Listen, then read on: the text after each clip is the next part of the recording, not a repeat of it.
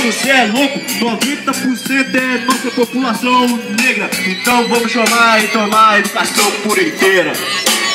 É por inteira, é treta.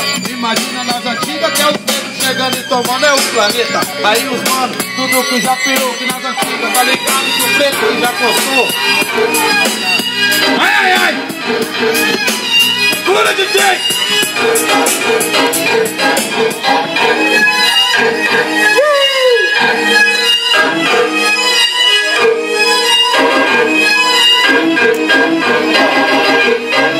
Então se liga, angolano, eu tô na fita, tô por cima, tô andando, ligando a cada dia. Se liga, eu vou no verso de cara que eu já virei, pegou. Segura aí.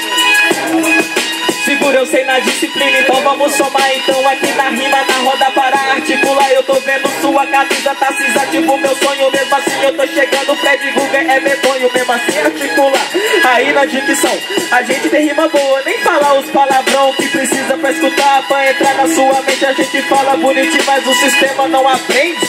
Não aprende porque não é coerente. Quando chega só ataque, não mostra que é inteligente. Tudo demente, e quer falar do que? Se a minha pele, o meu estilo, minha força, meu proceder.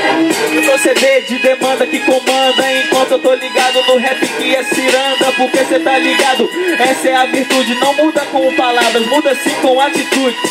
Com atitude, porque eu sou assim, verdadeiro na missão, correria em Betim. Então vamos virar, cada um do seu corre, representa no sistema nação que é hip hop. Nação hip hop, enquanto eu tô fazendo os camaradas somente querendo ibope. Neles eu dou um choque, porque aqui é top. E agora eu tô mandando hip hop que sacode.